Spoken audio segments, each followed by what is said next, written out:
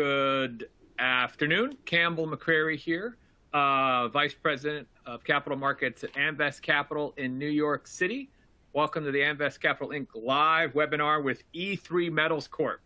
E3 trades on the venture as ETMC and as EEMMF on the OTC. Hope you'll enjoy today's program. It will be available and on demand about 2 hours after we wrap up.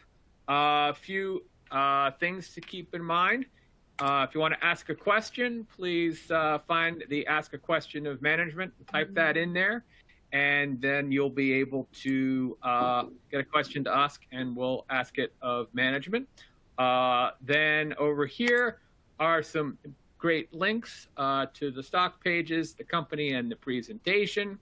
And then during the show, if you like it, you can share it on the usual social media and emails with people, and they can get it live. The link also works for the replay, so there's no special replay link. At the end of the show, please share your feedback. You can only do it once, and if you don't during the end of the show, you can do it in the pop-up or the email after. So Amvest, of course, is a New York-based specialist investment management corporate finance firm focused solely on the natural resource sector.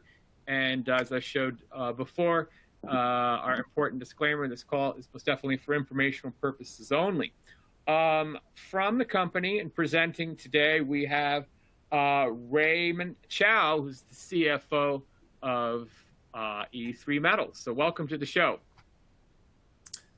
Thanks, Campbell. Thanks for having me. I really appreciate you hosting the webinar. I'm very excited to be here today. Right on. Take the slides. Awesome. All right. Today I'm going to be going through our latest presentation deck, provide some of the updates. Chris, our CEO, will be joining us at the end of the webinar for some Q&A at the end.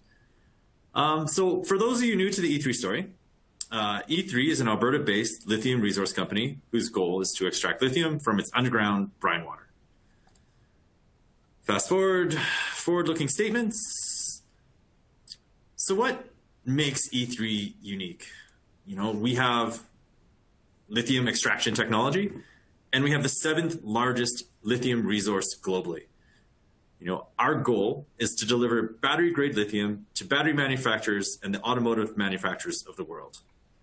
We're well funded to meet our next major milestones with $13 million of cash in the bank. Our operations is located in Alberta, Canada, and our aim is to develop and extract sustainable and environmentally friendly lithium and to be one of the lowest GHG emitters in the lithium space. I'm going to introduce our impressive team on the next slide. So Chris and Liz have been with the company since inception. Myself, I am a chartered accountant, CA/CPA by trade. I articled at PricewaterhouseCoopers and have spent the majority of my career in the upstream oil and gas sector, most recently serving in the project finance group at ATB. Jonathan Nielsen is a recent addition from Salt Lake City. He is a hydrometallurgical engineer specializing in lithium development. He came to us from FL Schmidt and has worked on several projects, taking those projects from the PEA all the way to full commercial development. So our board has over 200 years of combined experience. If you follow the oil and gas space in Alberta, a lot of these names would seem very familiar. For example, Kevin Stashen, former CEO of NAL Resources, recently purchased by Whitecap Resources. We also have Brad Wall, former Premier of Saskatchewan, also sits as a board director on Whitecap. And so moving into lithium in the battery industry, with current North American policies, there's been a huge push for the electrification of vehicles.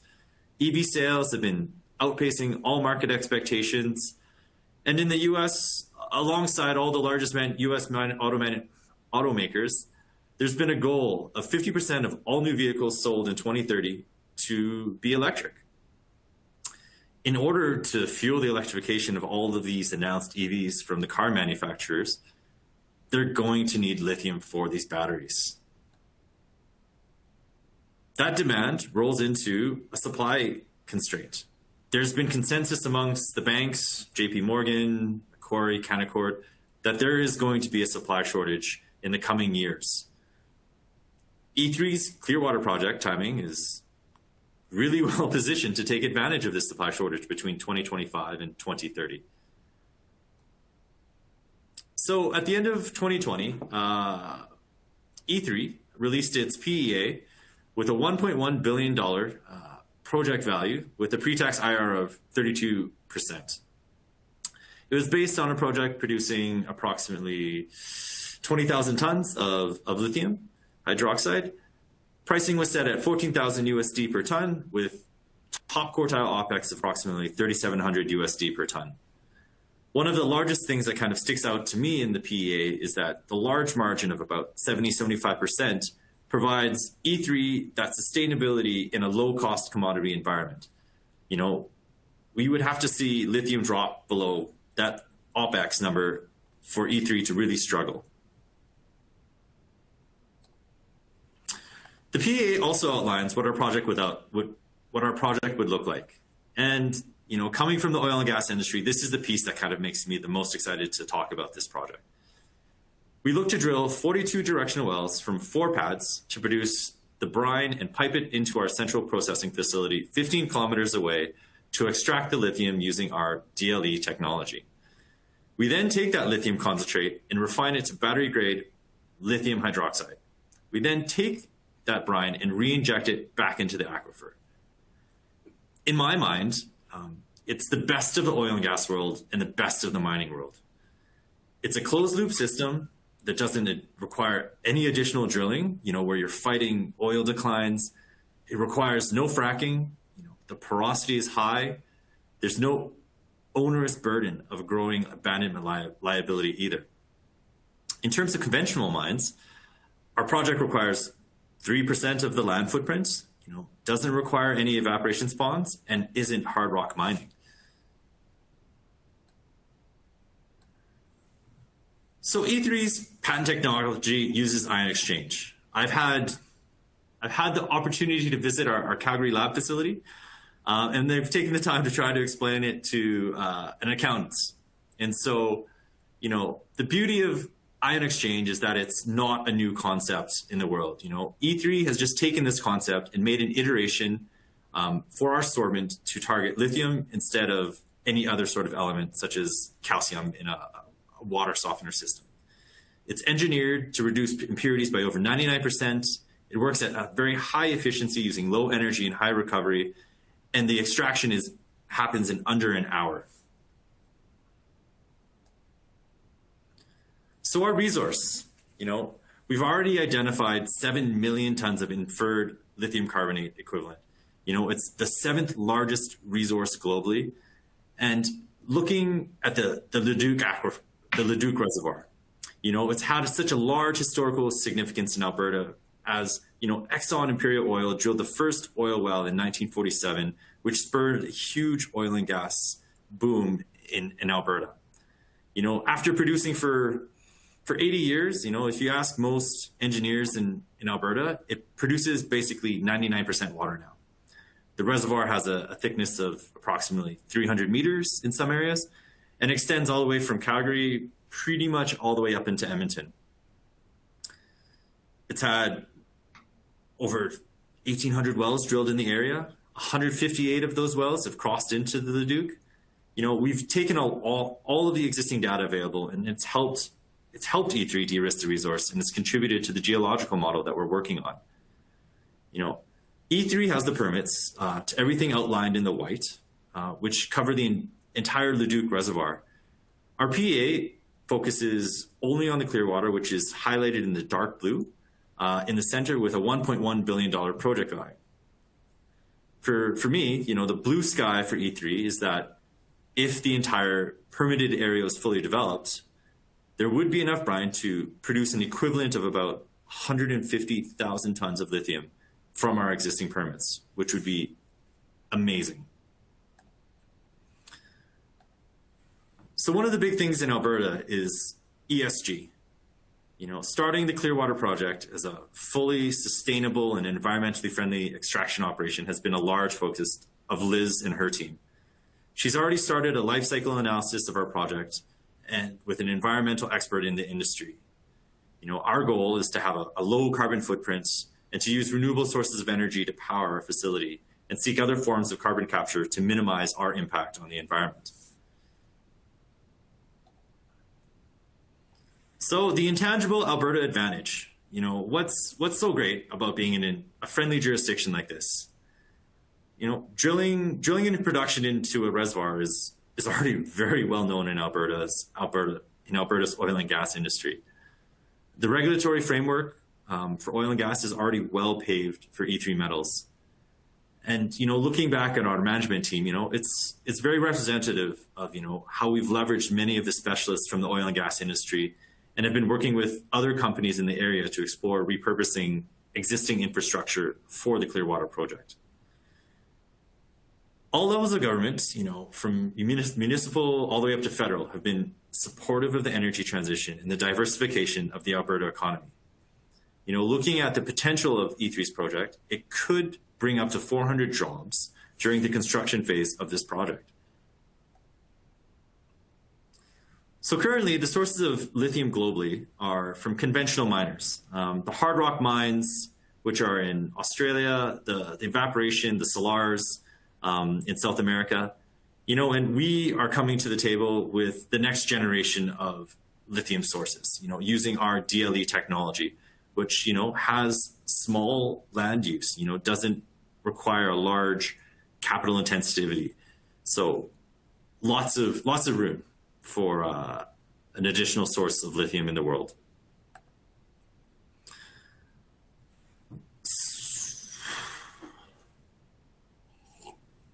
So much talking. Okay. Our current roadmap to commercialization is to continue several things. Scaling up the DLE technology, de-risking our resource, and completing the full lithium hydroxide process from brine to battery. Yesterday we announced that our sorbent candidate has been selected to move forward to be used in our lab pilot prototype. We've also announced that we've started construction of our lab pilot prototype and should be completed by the end of October. Our field pilot, we've also narrowed down our locations to the pilots. For our aquifer management plan, we're looking to the second half of 2022 to drill and complete our production well. We've also completed the core logging, the petrophysics, the FASTES definition for our geological model, and are also looking to have our resource upgrade to measured and indicated sometime during 2022. Concurrent with all of these activities, scaling up of the DLE tech and the resource delineation, one of Jonathan's main priorities is to be looking to complete the brine to battery life cycle by taking our lithium concentrate and refining it into battery grade lithium hydroxide. Once all of these three components are completed, E3 will be looking to complete its pre-feasibility study as soon as possible. So as discussed in the previous slide, the key milestones that we would be looking for is the completion of the lab prototype before the end of this year, construction of the field pilot, the upgrade of our resource to measure and indicated, drilling of our E3 well for production testing, and the start of our PFS. All of this, will hopefully meet the goal of commercial production of lithium in 2025, 2026. Our team is, constantly working on as many options as they can to try to accelerate the road to commercialization. So our share price trading around $2.30, $2.40, cash balance of $13 million. That doesn't include the Alberta Innovates grant still to be received of approximately $1.3 million. For those early stage loyal investors that have been following the E3 story from the very beginning, your 52-week return has been over 800%. If you got in at the beginning of the year, your returns are also looking very good at 272%. We've seen that recent uptick in volume, as investors have been returning from the summer break, and there's been, new interest in the E3 story from both the retail and the institutional investors. You've also seen, this year that we've also graduated to the tier 1 of the TSX Venture Exchange. So there's been a lot of peer comparisons between E3 and Standard Lithium. Today, E3 trades at $2.40 a share with a market cap of approximately 125 million. Standard Lithium trades around $8 a share with a market cap of approximately $1.1 billion.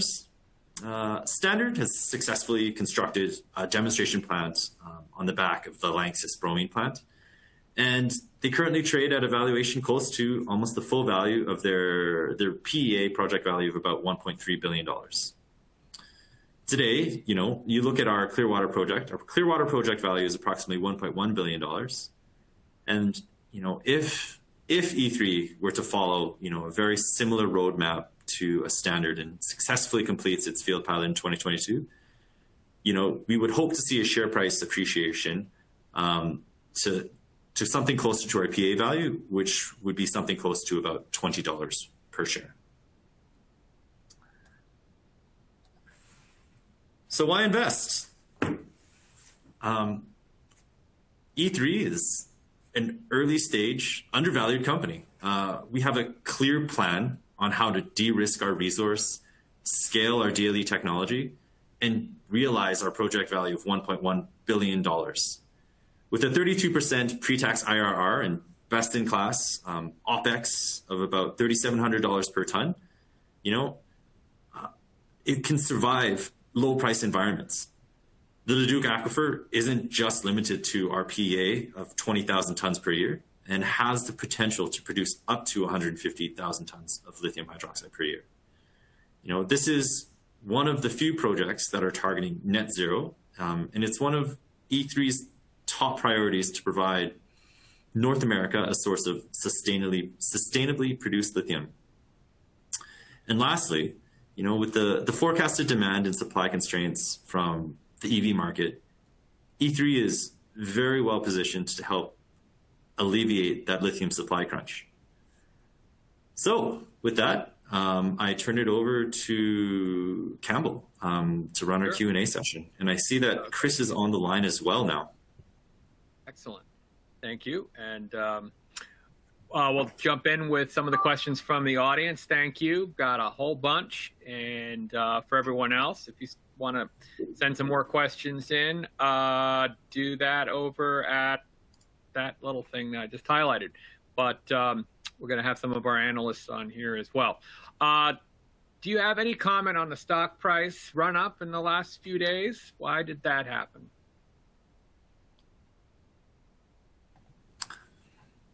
As I had mentioned earlier in the presentation, I believe that it's just people coming back from the summer. A lot of the selling from our earlier financing has kind of trailed off, and I feel that there's a lot of new interest in the E3 story, and the sustainably produced lithium story that's kind of making its way out onto the street. Okay. When will E3 produce test samples of lithium for potential customers? Chris, I think you would have a better idea in terms of timing for that. Yeah, thanks, guys. And thanks, Ray. Great presentation today. The company is currently working on a couple different avenues towards that goal. So there's two levels that will produce samples at in the nearish future, I'd say over the next 12 months or so, maybe a bit longer. The first is through a demonstrated commercially viable process that we're working on with a couple of vendors, the lead one actually here in Canada, to produce a lithium hydroxide. That's the first opportunity we'll have samples. We're aiming for the end of this year. It may be the end of this year, early next, where we'll have what we aim to be battery quality lithium hydroxide from the back of this process. So this is taking E3's concentrate that we currently are producing in the lab and converting it into lithium hydroxide using conventional conversion style processes. It's been a challenge in some ways because E3's technology concentrates our lithium to such a high degree, meaning we reduce so much of the water that we don't actually produce very much on a given basis. So that's why this pilot prototype is also pretty important, because it allows us to produce much larger volumes of this concentrate. Still not very much relatively, obviously, because it is highly concentrated, but it allows us to produce enough to do larger scale, quite large scale testing now on that lithium hydroxide side of things. Okay. How far along E3's development will your $13 million cash take you? What point will a partner or major new financing be required? Has there been any formal early interest?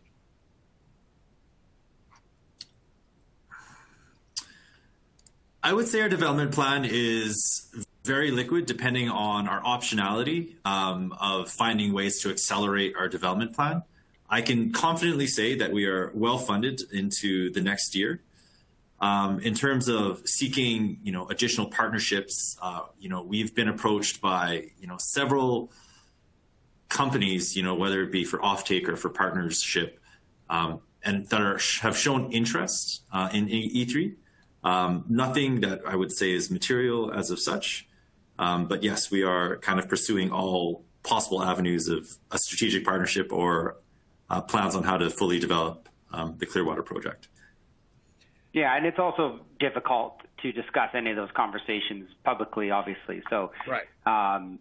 It is a goal for the company to move this project as fast as we can, and the team is adamant that they can do that. We've set a very conservative / realistic schedule for ourselves, being sort of first lithium between 2025 and 2027. But the goal right now is to make that on the 2025 side and not so much the 2027 side.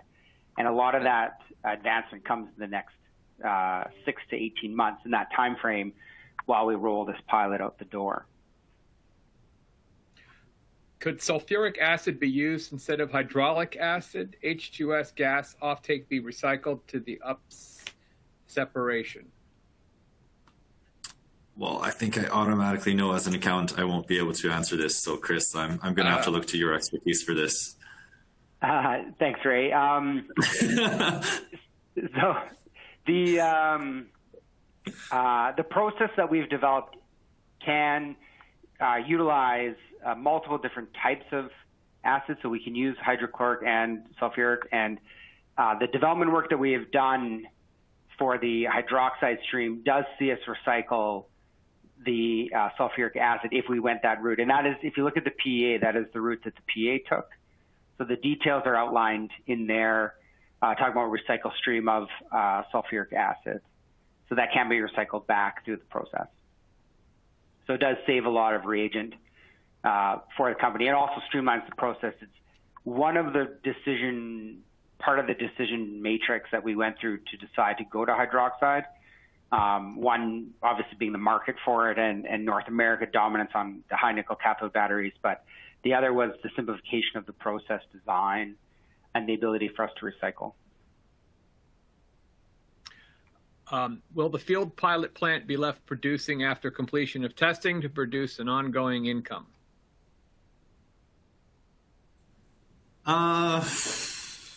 Most likely not. Chris, you can correct me if I'm wrong. I think that, once we have the pilot plant up and running, we would probably look to, possibly test other people's brines, or possibly move it to other locations to try and produce lithium. Yeah, and I sort of echo that. We could make a bit of revenue from operating the pilot until we had a commercial plant. It's not significant enough. I mean, the pilot plant will operate continuously as long as it takes to determine that the operating parameters of the DLE are successful. There's a second phase to piloting, which is that we bolt on the full process, so move it to more demonstration, still at about the same scale in terms of volume of brine processed at any given time. So effectively what that means is you're taking the pilot that we've built or maybe a slightly different version, but the same process, same scale, and you're bolting on the hydroxide. And then that will run probably until we have a commercial plant, at least off and on. And the reason for that is for certification of our, customers, getting into different OEMs as a regular supplier takes time, consistent product. And so that is the goal, is to demonstrate that we can consistently make product at a consistent quality. Great. When will you be evaluating all three forms of sorbent technology? We're still evaluating all three forms of the sorbent. I know we've advanced one of them, but we are just we are in the process of evaluating the results of the other two candidates right now. Very good. I'm going to pass it over to Stuart for a few questions on his side, and then we'll pass it to Artie and dig in more in the engineering. Thank you. Yeah, thanks for the update, guys. You're commenting on the recent share price. If you talk through some of your shareholders and, who have you been seeing? Like, have you been seeing any new investors entering in your stock or notable institutions? Sorry, you just broke up there. Could you just repeat that one last time? Are you saying the recent share price run? Just wondering if you've seen any new institutions come into the register, or how you've seen your shareholder list change, and who are some of your largest shareholders? I'll be honest with you, I haven't taken a look at the listing with the recent run-up, so I don't think I could give you any comments on that today. Gotcha. Okay.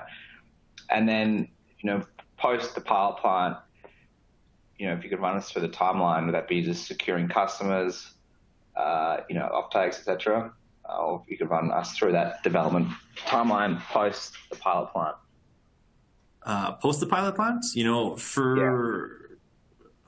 post pilot plant, I would even say, as of today, Chris and I have been, actively seeking, those relationships to develop, to look for offtake agreements, whether it be with battery manufacturers or for OEM car manufacturers, whether it be in North America or Europe. And so, that is a constant process that we are looking for, and we're not waiting for the pilot plant to be up and running to kind of pursue those opportunities. Got it. No, thanks for that. I'll pass it on to Artie. Yeah, and Stuart, maybe I can just add to that. Post the pilot, the next big technical piece of the project is going to be the pre-feasibility study. It may happen concurrently with the pilot, it may happen after. It depends how much risk you want to put into the development plan, because you want to see that pilot run. Once pre-feas is out, Ray's right. The next big step for E3 is to basically go to a commercial operation. And obviously there's a big detailed engineering design phase that happens on the project. So you take the pre-feas concept design and you then design where each individual valve and each pipe and all that sort of detail needs to go into it. And while that's happening, corporately, the company goes out and will be looking for ways to fund the capital to build this project. And those conversations Ray mentioned have already started. So we've already initiated conversations, because some of that might come from offtake agreements, some of them might come from strategic partners. A lot of it will likely just come from banks providing debt financing backed on, a successful feasibility study, a successful offtake, and those sorts of things. So all of those irons, you start those conversations early. Once you have sight on a pre-feas, which is where we're at right now, and demonstrating this technology is a key piece of that. We want people to be following this story that are out there. Obviously, they're not the typical retail or institutional investor. They're a different category of people, but we engage them early. So we're actively doing that now. Well, thanks for that, and I'll give it to Artie. Thank you.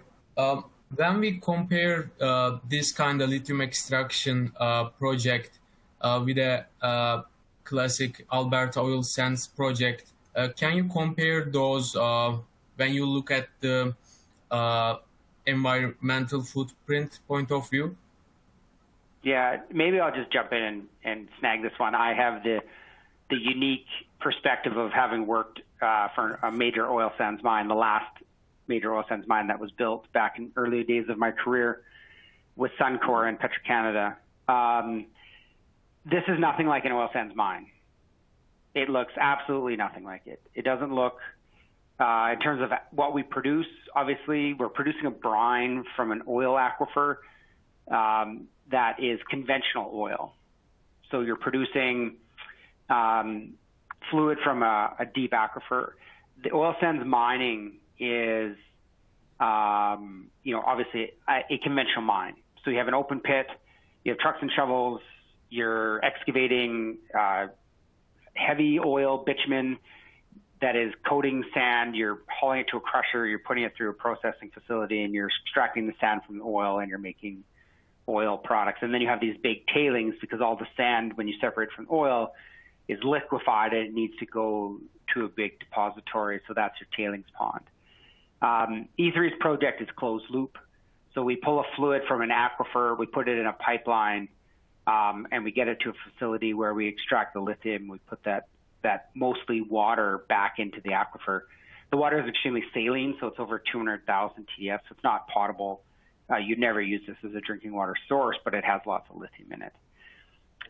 So this is actually much more, like I said, conventional oil and gas. So the way that most oil in the world is produced outside the oil sands, this is what it looks like. Thank you.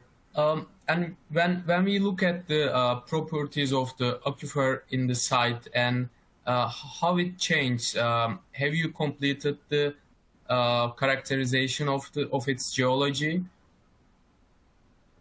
Yeah, actually, we have one of the other new staff members that joined the team early spring is Joni.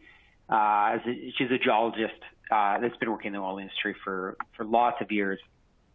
And she did a deep dive into this aquifer. So she's worked in Alberta her entire career. The benefit we have here in the province is that there's a centralized core facility where all the core that gets drilled in Alberta goes and is stored on behalf of the province. And it doesn't matter who drills it, every core is there. So it gives anyone the ability to go and review it. So she's been logging the core on this.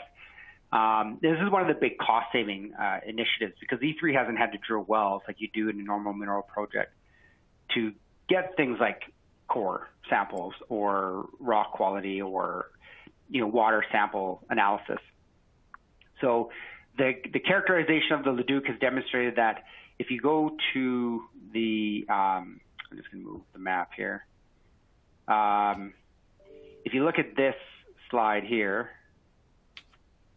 sorry, I'll go back to it.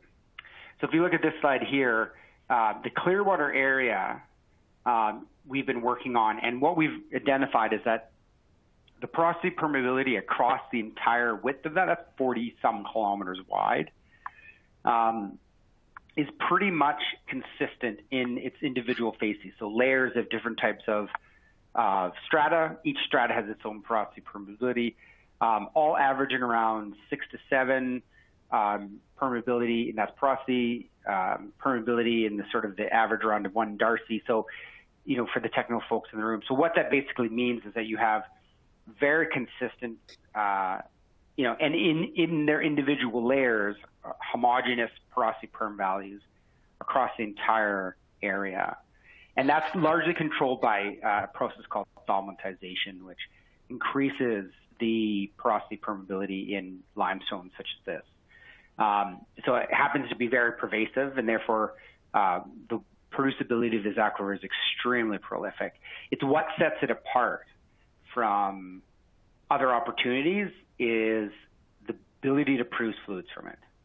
And it makes the grade of a less important factor, obviously still quite important, but a less important factor when you look at the producibility, because it comes down to the cost.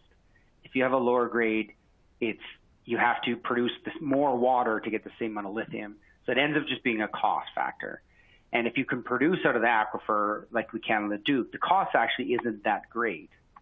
It's still, all the details are in our PEA, so, you can reference that at your leisure to go through the actual numbers. But this is why we're able to get down to, one of the reasons anyway, we're able to get down to $3,650 per ton lithium hydroxide produced. is because of the low cost to produce from the Leduc. Thank you for the answer, Campbell. Sure. Dive into some of the questions sent in. Again, will the lab pilot determine how much lithium per liter can be expected from processing the brine? I would say yes. What's happening in the lab is simply a scaled down version of our field pilot plant. So whatever happens on the smaller scale can easily be kind of forecasted out to what it would look up as a larger size. Here's an interesting one. Can your pilot plant be transformed into a portable unit to clean up orphan wells in Alberta? We have not thought about making it transportable to, help abandon wells. I definitely don't think that's the focus of our company currently. Yeah, and look, the pilot will be skid mountable, so it'll move around from site to site on our ground. The orphan well problem in Alberta is obviously something that E3 is doing our best to work with. Liz does a lot of work with the Orphan Well Fund, or orphan wells in the I guess the orphan well list, they call it, which is all the ones that companies have abandoned their ownership of because they've gone bankrupt. So they end up in this orphan well list, which the province and therefore the Alberta taxpayers are on the hook for paying for the cleanup of. The reality is that the lithium's only in the Leduc. So if the well isn't in Leduc or wasn't drilled in that area, it doesn't really do much in terms of its ability to have lithium in it. So it is something that we keep our eye on. We actually are looking at a well right now that ended up in the orphan well list.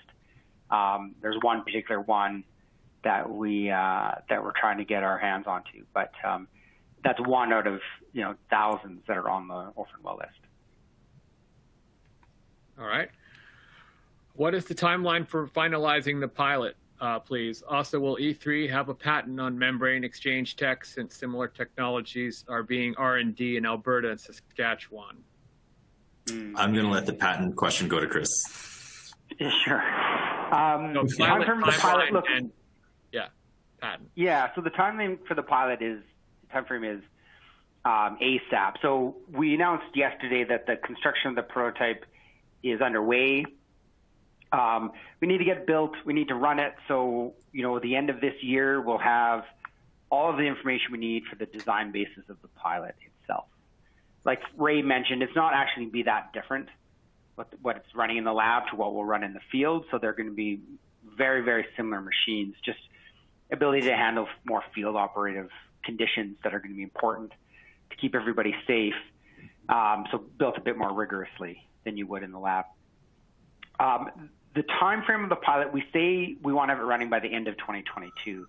The reality is we're trying to get it going as soon as we can. The time lag between when we want to have it running and when it will run is simply just the time to manufacture it. So it has to get built. And once the prototype is done operating, we'll have a design basis for it. We have other initiatives, like we're talking to other ion exchange process development companies that make ion exchange equipment to see about buying or renting a pilot. There's no guarantee that that's going to bear any fruit, but it would significantly reduce our time frame. And when you look at it from the commercial scenario, now we're using technology that's been commercially deployed in the exact process. Like that exact machine is running somewhere commercially. So it also de-risks the commercial scale up significantly. So we are looking down those avenues right now. But yeah, we would love to have it running early Q1, but it's probably going to be sometime in 2022 at this point is the best we can say till the prototype's done. In terms of patent, we don't make a membrane. That's not our technology. Our technology is ion exchange. So it is not a filter so much like a membrane is, where membranes are filtering lithium, trying to selectively filter lithium out of water using a membrane that has a very small hole that only lithium can fit through, and using other techniques. Some of them use electricity to also help segregate it out. Ours does not. We're not a filter. We're ion exchange. And ion exchange, and Ray and I were talking about this earlier today, it's like a water softener. It's a chemical swap of one element for another on a material, on a solid material. And so the reason we went down the ion exchange route, and the reason that if you look at the leading DLE technologies, all of them are ion exchange of some sort. It is extremely low energy, and it allows us to extract lithium out of brines at 80 ppm, 75, 80 ppm, which is what we have, which a membrane would not. There's simply too much other salt in that water to make a membrane. They just end up fouling at these concentrations. However, in the secondary cleanup stage, we call polishing on our process flow. Now we have extremely high concentrations of lithium, low concentrations of everything else, which is the whole benefit of putting the ion exchange DLE up front. Then you can deploy something like a membrane. Very good application for that technology there to do a final cleanup. But you've already done all the hard work. The primary extraction of lithium from brines is the hard work. Cleaning up and making hydroxide or carbonate, although still a technical challenge, is proven tech. It's out there in the world. It's not nearly the same level as developing what we have with the DLE. Okay. What will the final on-site product ready for sale export be? Lithium hydroxide monohydrate?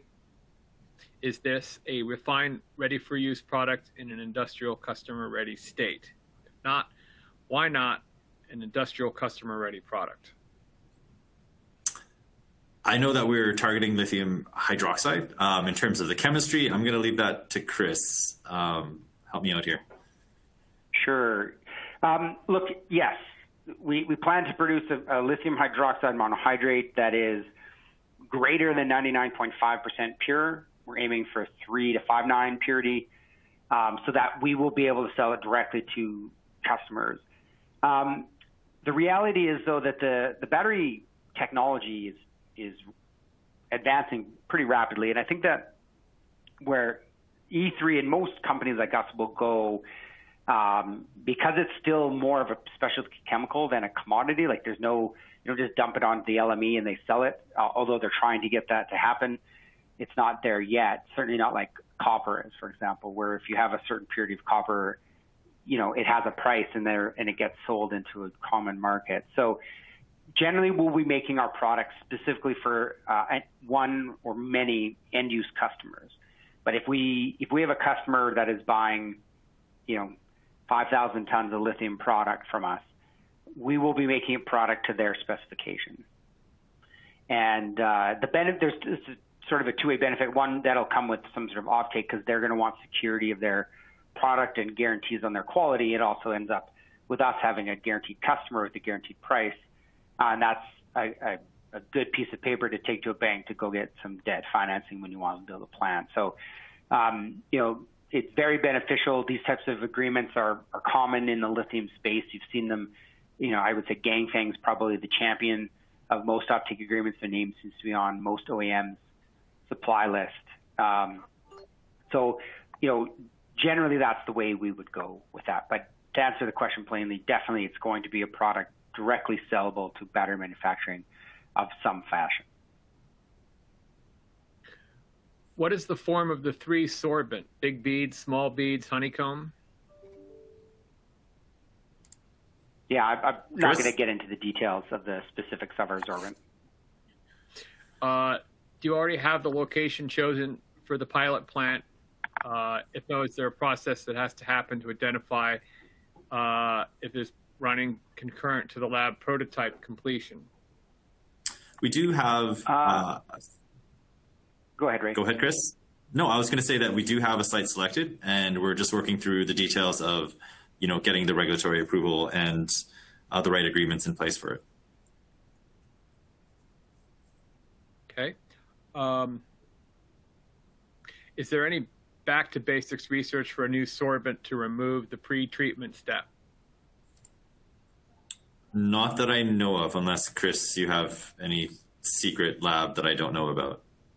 So that was, and we don't. Campbell, that was you said back to basics. That's concept? what this person said. Yes. Yeah. You know, at this point, I mean, no. The answer is no. The direct lithium extraction process that we've developed has extremely high loading of lithium, extremely high affinity for that element in a very salty brine. So for E3's project, and every brine is somewhat different. They're not all exactly the same. But for E3's project, this material that we have developed works extremely well. So for us, there's no reason to go back and try to reinvent something else when we have something so close to, you know, the end stages of its development cycle. You know, we do keep an eye on the market. We do see what other companies are developing. And so far, we've seen nothing that competes with what we have developed. So we're definitely staying the course. Okay. Potential to license the technology to other lithium producers. I am not able to comment on that. I'm going to let Chris take this one because I'm not a yes. Sounds good. So the company has obviously considered this. One of the big hurdles is that we want to give real data to potential customers. And we have a list of companies and some fairly big ones on that list as well that would like to do some development testing with E3 in terms of what our tech can do to their sources of brine. The hurdle for us is about to be accomplished in terms of when we can start doing that testing, and that is having this pilot prototype running. With it being operational, and once we're done the development testing that we need to do to get the design for our pilot, now we have a machine that is fully capable of testing other people's brines at a level that we would feel comfortable standing behind, you know, the results in terms of them going to a pilot, right? So because we'll also then have a pilot running, and we'll be able to translate the results of the pilot prototype that we're going to give these other companies to what the pilot does in the field. And so that hurdle has been what we've been waiting for. So I would say that in the new year, there is the potential that E3 would start development testing with other companies. So we are investigating that right now. Okay, great. The best that you can or want to answer, what would you say is the main technical difference when comparing your DLE method to standard lithium's extracting approach? Leaving that one with Chris. All right. Yeah, a lot of technical questions today, Ray. We'll a lot of technical today. You know, it's very, you know, you're in the technical stage. Financially, you raise money and spend it. So Ray's job's easy. I think Ray has the hardest job. We have the easy job. We get to spend it. So, look, sorry, actually, Campbell, can you repeat the question? Sure. So main difference between DLE and standard lithium's method approach. So much that you want to answer, compare yourself to others. Yeah, I mean, it's the technology on the 10,000 foot level is the same. It's an ion exchange process. The nuances are quite different. And when you look through the PEA, obviously, like there's both companies, us and them, don't give a lot of detailed, specific technical information right in the PEA because it is proprietary. We're not, you know, we want to protect the secrets that we have developed. So there's only so much I know about standards process.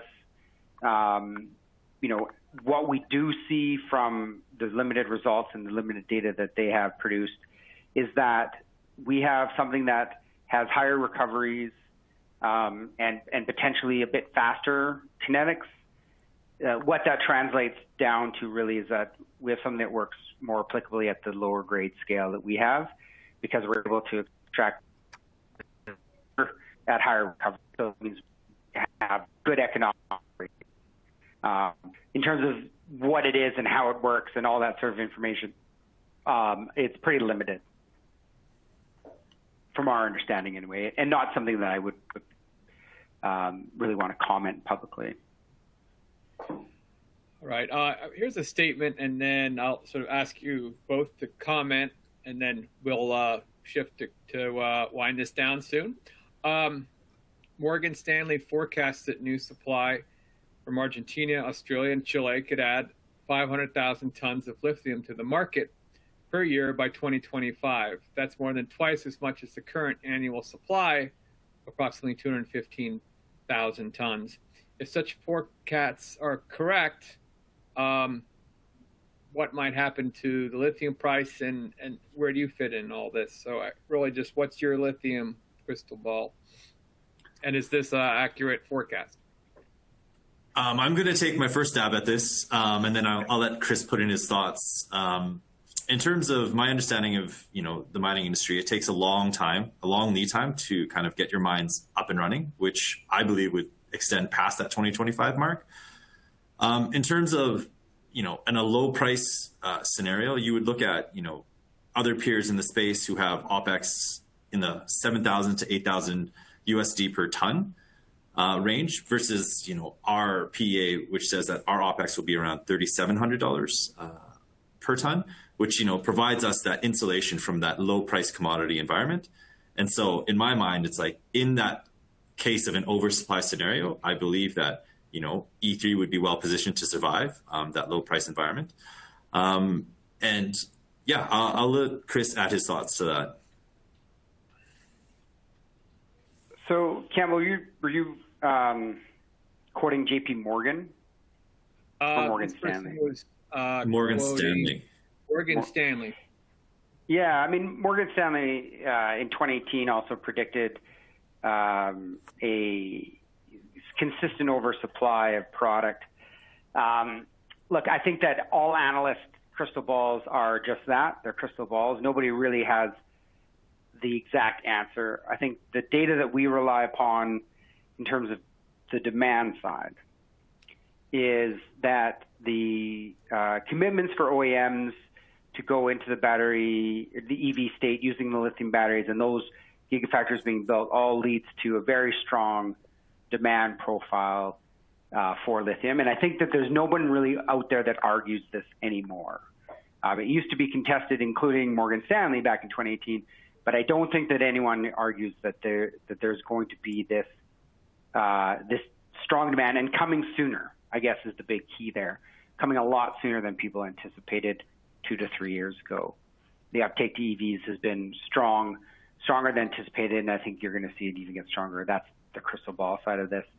From the supply side, Ray's right. Like, it takes a long time. We're going to be looking at, from the start of our project to construction, 8 to 10 years to first lithium. So that's sort of average. These guys are already producing, and if you're producing spodumene out of Australia, and these guys, Australians are great, and I've worked down there for 5 years. They're great at turning mines on and getting product out the door. And so I have no lack of faith that these companies will be able to turn some supply on in the near future. I think for us, where we differentiate ourselves, and it's the market is going to be big enough. I think fundamentally, to the person who asked this question and for everyone else, the market is going to be big enough to absorb new supply. We need new supply. The new supply coming on the market is not going to be the problem in terms of the growth of this. It's going to be, in terms of being oversupplied, it's going to be that there may not be enough coming on soon enough to match the demand, because it takes 2 years to build a gigafactory. It takes 10 years to build a mine. So those things just don't line up. But when you look at differentiating the products, you have a well-oiled market, which the lithium market isn't today because it's new relatively, especially in the battery space, and it's still very clunky. But when you get a well-oiled market and everything, supply-demand fundamentals start to break through, then you look at, differentiating factors. What makes E3 better? And I think that we're going to stand out because of a large and very solid ESG fundamentals for this company relative to mines and Solaris in South America. So although they will bring new supply on the market, I have no doubt that supply is going to increase. E3 stands out from the perspective of top quality product being delivered directly out of the mine gates. We're not going to need converting, shipping spodumene to China to get made, or shipping carbonate to converters to make hydroxide. We're going to have hydroxide at better quality at the back of our mine gate by 2025 to 2027, meeting that demand. And we're going to do it with potentially lower CO2, lower footprint for land disturbance, like 3% of what a mine or flower well. We're not going to have fresh water consumption issues. So we're going to have this product that is going to be much more attracted by the OEMs too. So a bit of a long-winded answer, but I hope that clears it up. Okay, and I think a bit of a good segue to close. Want to thank everyone for tuning in today. Please share your feedback either here when you log out or in a follow-up email. This original link will work for the replay. Replay will be up in about an hour and a half, 2 hours. That's the process. Please be patient. And you can follow us at the usual social media places under Amvest Capital.